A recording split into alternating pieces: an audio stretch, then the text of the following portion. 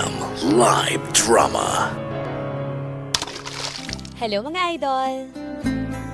Ako nga pala si Gladys, hindi ko tunay na pangalan. 35 years old at nakatira sa Muntinlupa. Sa ngayon, full-time content creator ako mga idol. Iniwan ko yung corporate life ko para mas makapag-focus ako sa mga ginagawa kong content. Masaya naman dahil supportive yung boyfriend ko na si Vince. Although LDR kami, may plano na din kaming magpakasal mga idol. Ang gusto ko si ni Vince, mag-migrate na rin ako sa Amerika kasama siya at ang pamilya niya. Pero sa totoo lang, hindi ko alam kung kaya ko bang iwan yung buhay ko dito sa Pilipinas. Maraming salamat po sa pagtanggap ng kwento ko. Muli, ito po si Gladys. And I thank you.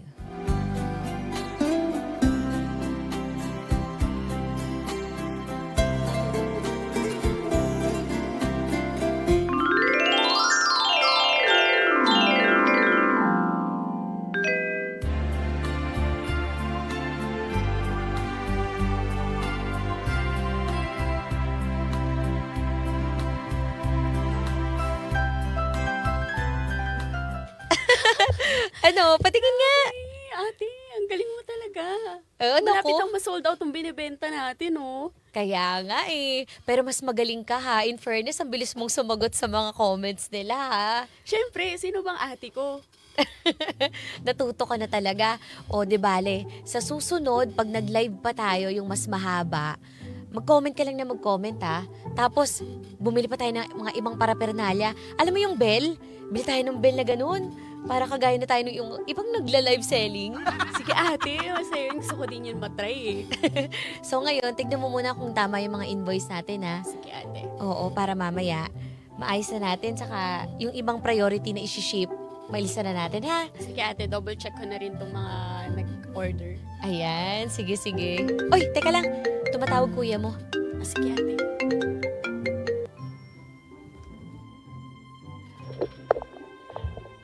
Hello, mahal. Hello? Oh, kumusta kayo dyan? Eto, kakatapos lang namin mag-live selling ni Meryl's. Oh, ayan na, baka makalimutan mo sa susunod na 2 araw. Ayan, flight ko na pabalik dyan sa Pilipinas. Naku, paano ko naman makakalimutan yun? Nakahanda na po yung red carpet nyo, mahal na prinsipe. Salamat naman kung ganon. Parang busy ka kanina. Kanina pa ako tumatawag nung nakita ko nagla-live ka pala. Tagal namin eh. Inabot kami ng 3 oras. Pero alam mo ba, mahal? Sobrang dami namin na benta ni Meryl. Halos ma-sold out na nga yung mga binibenta namin eh. Congratulations, syempre. Sino bang hindi bibili sa mga katulad ninyo? Maganda, di ba? Nakakaakit. Wow. Ako, nanonood ako kanina pa eh. At saka madaling araw na kasi ngayon. So, yun lang, kinumusta lang kita dyan. At saka, mag-ingat ka dyan sa Pilipinas, ha? Oo naman. O sige na, magpahinga ka na din. Saka, naku, sakat-sakat talaga ng mata ko ngayon eh. Kasi kanina pa ako nakatutok sa cellphone. Sige, mahal. Paano? Magpapahinga muna ako. Love you. Miss na kita, mahal. Miss na rin kita.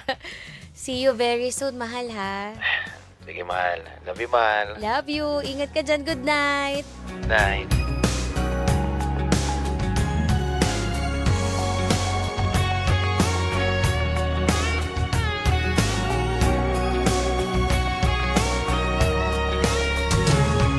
Looking in your eyes, I see a paradise. This world that I found is too good to be true. Standing here beside you, want so much to. Oh, paglutuan mo ba sila Gladys ng kanilang mga paboritong pagkain ha? Tulad ng paborito niyang kaldereta. Oo, naluto ko na. Ano ka ba naman? May sakit ka ba?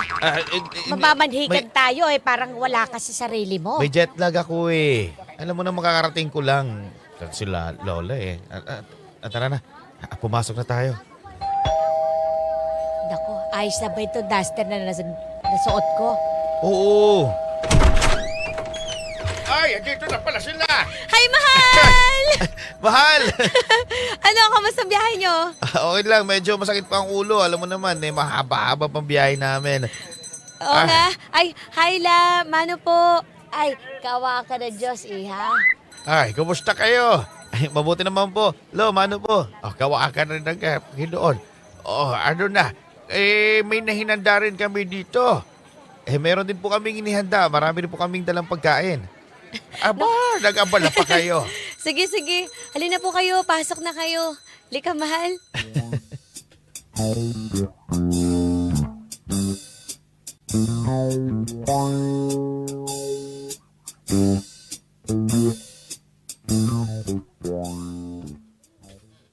Ano na, nakapag-desisyon na ba kayo? Kung ang kasal ninyo ay gagawin sa Amerika, wala naman kaming problema dito. Mahal, kailangan ba talaga sa Amerika tayo ikakasal? Hindi ba pwede rito? Kasi nandito yung mga kaibigan ko Tsaka, itong kapatid ko, si Meryl, hindi makakapunta. Mahal, siguro unahin muna natin yung kasal. At saka isusunod natin na papuntahin sila lolo at saka kapatid mo si Meryl. Ate, pupunta ka sa Amerika. Sama mo naman ako. Naku, kung pwede lang kitang isama, no? Pwede kitang ilagay sa maleta ko. Huwag kayong malungkot. Lalong-lalo ka na, Meryl. Huwag kang malungkot. Tataayusin natin yung mga papers ninyo. Unahin lang natin si ate mo. Ha? At saka kasi pasensya na kayo, lo. Tsaka mahal. Nandun din kasi yung pamilya ko. Alam mo na, gusto rin nila na masaksiyan yung pinaka magandang araw na mangyayari sa kanilang anak. Huwag ka mag-alala, Gladys. Magiging maayos naman ang buhay mo roon Tsaka, andun din ang mama ni Vince. Makikita mo na rin sa personal. Hindi naman ako nag-aalala sa buhay ko dun Alam ko naman na hindi niyo po ako pababayaan. Iniisip ko lang po yung pamilya ko, yung kapatid ko, pati na rin po yung lolo ko. Ay, nako. Huwag mo kami isipin, anak. Kayong dalawa naman ni Vince, nakikita ko naman nagmamahalan kayo. At pag naandun ka na sa Amerika, huwag mo lang kami kakalimutan na tawagan dito. Siyempre naman po. Oh. Vince, ikaw ha? Huwag mong sasaktan yung anak ko. At saka alagaan mo siya at mahalin. Naku, lo, wala naman pong sa bokabularyo ko yung saktan yung anak ninyo dahil alam mo naman, mahal na mahal ko po si Gladys. Simula pa noon, since day one. Ganun ba? Kung gano'n ipagbunji natin yung inyong magmamahalan. Asan ba yung red wine dyan? Ito po.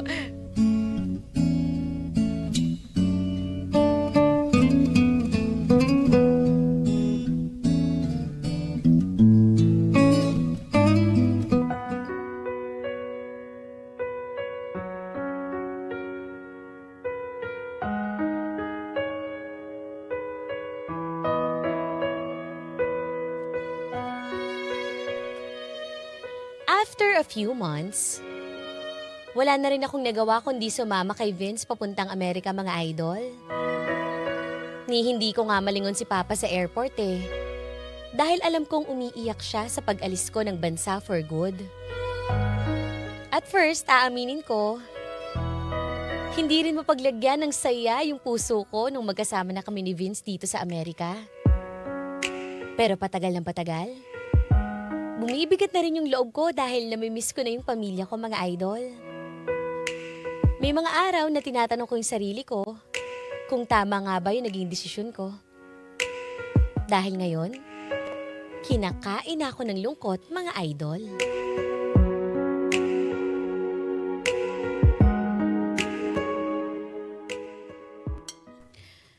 Ay, ayoko nito. Gladys? Why don't you eat your food? It's getting cold. I'm okay. I'm still full pa naman. Are you sure? Yeah, I'm fine. Thank you. Okay. I will leave you here because I'm going out, okay? Okay, have fun. Hindi pa rin ako sanay mag-English dito, Mahal, mahal. Oh, ba't hindi po ba ginagalaw yung pizza? Kasi naman, mahal, ano ba to? Hapunan natin pizza. Wala bang ibang pagkain? Ako, masasanay ka rin dito sa Amerika, mahal. Kasi alam mo, dito, yan talaga yung paborito nila. Hindi sila sanay sa rice or, pizza or di ka naman, mga tinapay. Alam mo naman yung mga pinsan ko. Ay, namimiss ko na yung Asian food eh. Magluto kaya ako ng sinigang. Wag na. Kung gusto mo, kasi off ko naman, lumabas na lang tayo. Ayoko lumabas eh kasi sobrang ginaw. Pag giniginaw ako, sumasakit yung kalamnan ko eh. Masasanay ka rin. Pag nandito ka sa Amerika, sabihin mo lang kung anong kailangan kong gawin para sabihin ko sa'yo. Lungkot talaga ng buhay ko dito. Bakit? Tawagan mo si Lolo, si Meryl sa Pilipinas kung namimiss mo sila. Kaya nga, tatawagan ko mamaya. Alam mo, mahal, sahod na lang yan. Bale, kapag nakapag-adjust ka na dito, asikasuhin ko na kagad yung mga papers nila Lolo at saka ni Meryls. Para sa madaling panahon, baka sunod na sila dito sa Amerika. Ha? Sige na, matutulog na muna ako. Kumain ka muna dito kahit isang slice lang. Ayoko na, next time na lang.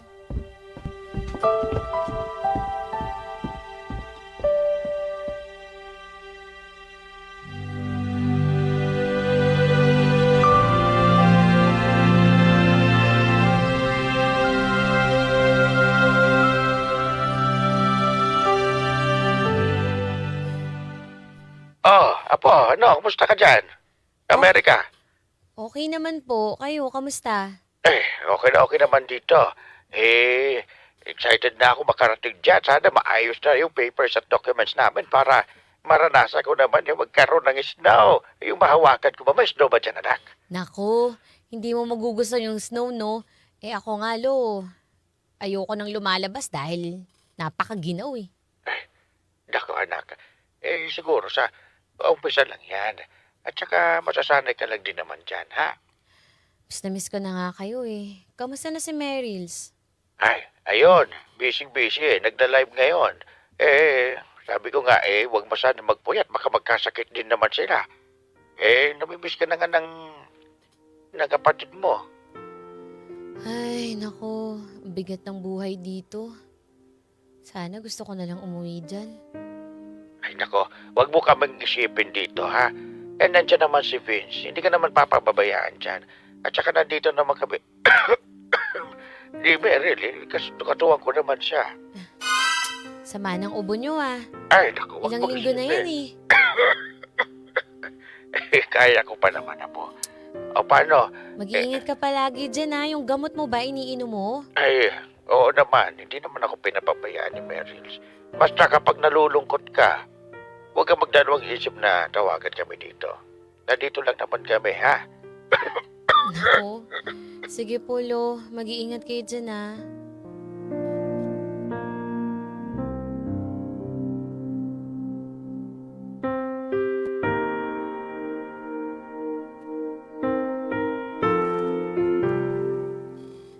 Alam mo, mahal, may naisip ako.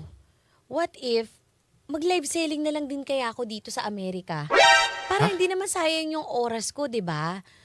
Pwede ako magpasabay dito tapos ipapaship na lang ng cargo o kaya basta kung ano man ang pwede nating pagshipan. Mahal, pinapagod mo na yung sarili mo. Wag mo na gawin yan. Nandito nga ako para pagtrabahuan ng kailangan natin. At saka, mapapagod ka lang. Paano ko na mapapagod? Magdamag nga lang ako nakatulala dito sa bahay. Like ka naman nag-overtime sa trabaho. Tapos, wala ko ibang ginawa dito kundi makapagtitigan sa halaman ng lola mo. Buryong-buryo na ako. Ayaw mo ba nun? Para may gagawin ako, extra income din yun, no? O kung ayaw mo ng income, di papadala ko na lang yun kay Lolo, kaya kay Meryl. Ano na lang sasabihin ng mga pinsan ko dito sa Amerika? Pinagtatrabaho kita. Gladys naman, isipin mo na yung kalagayan ko. Ako ang bahala. Bakit ba kailangan mo pagpagsiksikan ng mga sarili mo sa gusto mong gawin? Anong pagsiksikan? Naboboring na nga ako dito eh. Ayoko na nga dito, sa totoo lang eh. Gusto ko nang umuwi ng Pilipinas. Eh di umuwi ka. Yan naman lagi ang bukang bibig mo eh. Wala ka nang sinasabing maganda, puro ko na lang uwi. Hindi mo naman tutulungan yung sarili mo para makapag-adjust dito sa Amerika. Tulungan mo yung sarili mo. Yan na lang lagi nintindi mo eh. Yung nakikipag-video call naman sila Lolo at saka Meryl sa'yo. Anytime naman. Di ba sapat yun? Iba pa rin syempre nakakasama ko sila, di ba? Ikaw kasama mo buong pamilya mo dito eh. Eh ako, yung mga pinsan mo, di ka naman makausap yan. Hirap-hirap ako pag-Englishan sa mga yan. Gladys, mag-asawa na tayo. Andito tayo sa Amerika. Hindi naman ganun kadali. Yung akala mo, yung Amerika parang kubaw lang para puntahan mo kaagad. Gladys naman, sana naiintindihan mo ako. Sana naiintindihan mo rin ako. Kaysa yung kinukulong-kulong mo ako dito sa kwarto. Parang bilanggo mo.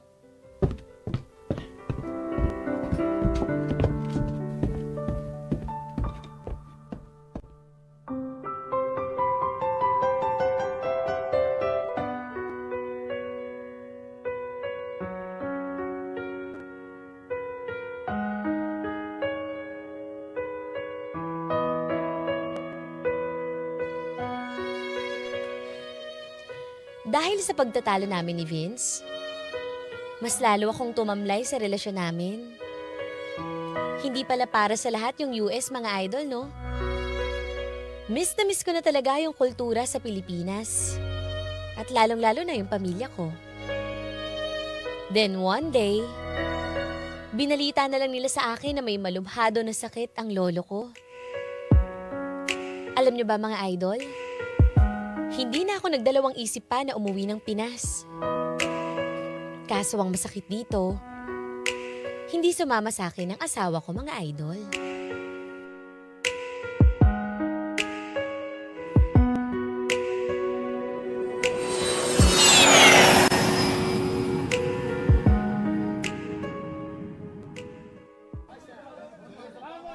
Nakikiramay kami. Nakikiramay kami. Salamat. Ate, andyan ang mga kamag-anak natin. Puntahan ko muna sila, ah. O sige. Magdala ka ng mga kape tsaka tinapay. Ikaw na muna bahala, Dito Sige, na ate. muna ako.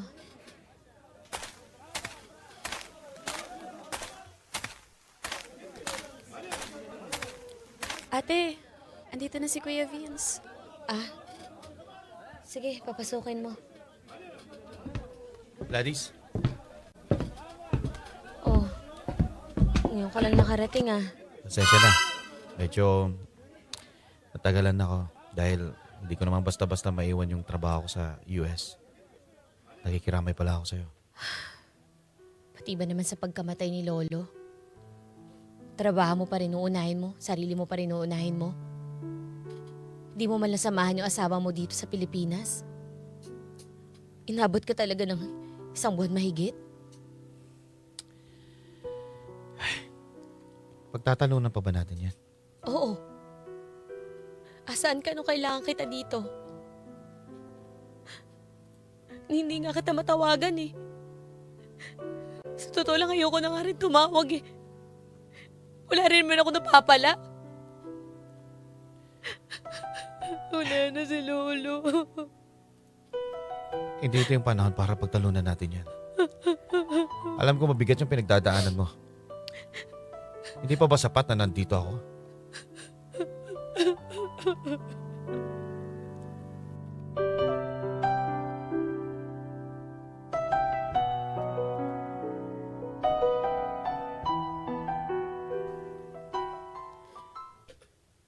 Hindi na nga pala ako sasama sa'yo pabalik. Ano? Ano pa yung size na pagbalik ko dito sa Pilipinas? Kaya nga nandito ako para sunduin kita eh. Talaga? Hindi ka ba nandito para makiramay lang sa pamilya namin? Wala ka na talagang pakialam sa pamilya ko, no? Sarili mo lang iniisip mo, pati ang pamilya mo. Gladys, ikaw yung priority ko dito. Mahalaga ka sa akin. Priority? Kaya pala hindi mo maiwan yung trabaho mo. Nung naghihingalo si Lolo, pinapauwi niya kita, di ba? Para man lang maabutan mo. Pero wala. Hindi ka man lang umuwi. Kaya hindi na ako babalik ng Amerika. Hindi na ako babalik ng Amerika. Ganon. Ano mo gusto mong palabasin? Kung sinasabi mo na ako yung priority mo, dito ka na lang din sa Pilipinas. Ayoko na dun sa Amerika. Hindi ako para dun eh. Ayoko na dun eh. Dito ka na lang. Dito na lang tayo magsimula ng panibagong buhay. Hindi pwede. Alam mo na, doon ako lumaki sa Amerika. At nandun yung pamilya ko. Nandun yung trabaho ko. Nandun yung kinapubuhay ko. So ako na lang mag-a-adjust parate? Bakit ayaw mo pa sumama sa akin? Ba't ayaw mo ako intindihin? Bakit ayaw mo din kasi dito? Kaya nga kita kinukuha at dadalhin doon sa Amerika. Ayoko nga doon, hindi mo ba naririnig? Sarili mo lang lagi iniisip mo. Yung kapatid ko, paano na? Kung aalis ako, wala na din siyang kasama dahil wala na si Lolo. Hindi mo ba naisip yun? Kung ayaw mo sumama sa akin, siguro, tapusin na lang natin to. Siguro hanggang dito na lang tayo. Siguro nga tama ka. Wala kahit isa sa atin magbigay. Kaya baka mas makabuti pa sa atin kung maghiwalay na tayo.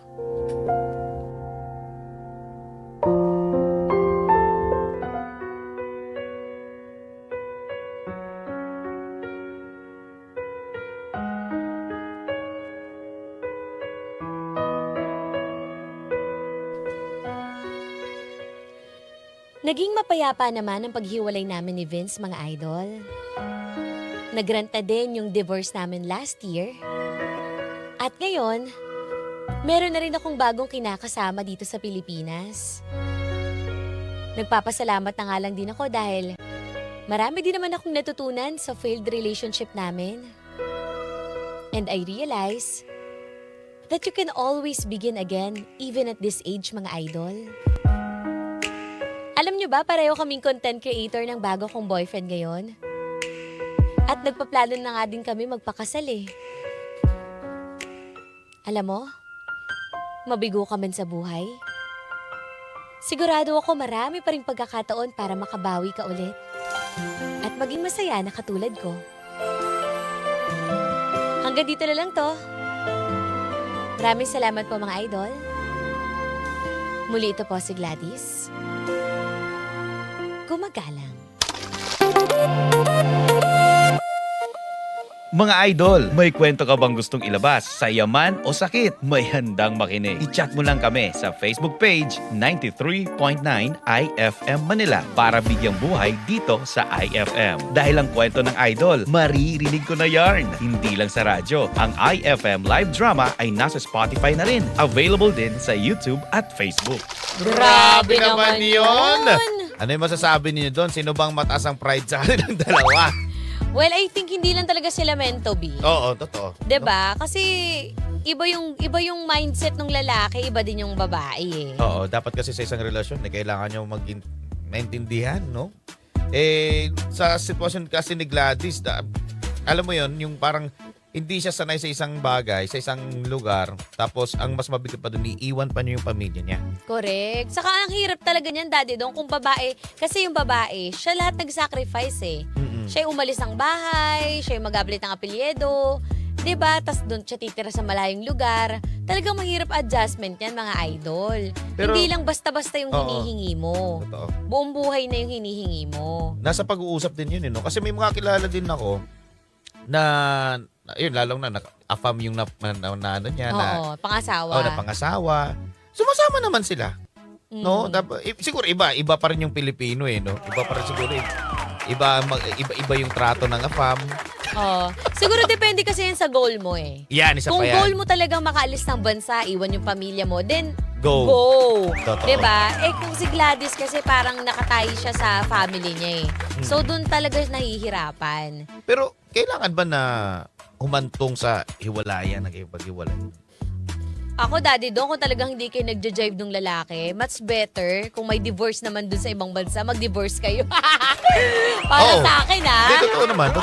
Kasi kung hindi ka na masaya, bigyan mo ng pagkakataon yung sarili mo na magsimula ulit ng Oo. panibago. 'Di ba? Sabagay. So tama lang na talagang tinapos nila yung relasyon ng dalawa. Oo, kasi parang kasing yung lalaki ayaw magbigay eh. Mm-mm. 'Di ba? Ayaw din naman yung dito sa tumira sa Pilipinas. Eh di, doon ka na sa Amerika. Bumalik ka doon. O, bumalik ka Oo, doon. ayan. Siguro yun nga mga idol, iba-iba naman ng ano natin eh. Iba-iba ng pananaw natin sa buhay. Kung talagang meron kang paninindigan at gusto mo talaga na masunod yung gusto mo, eh talagang kailangan mo i-detach yung sarili mo sa tao. Sa tao na pinipilit na sumamak sa kanya. Tama. At least may bago ka ng love life ngayon, Gladys. Oo, diba? para hindi kayo tinadhana. Ayan, Yes, oo. para ka pala sa ibang tao. Doon ka pala magiging masaya. Masaya. Ate! Anong FM station ang pinapakinggan mo? IFM!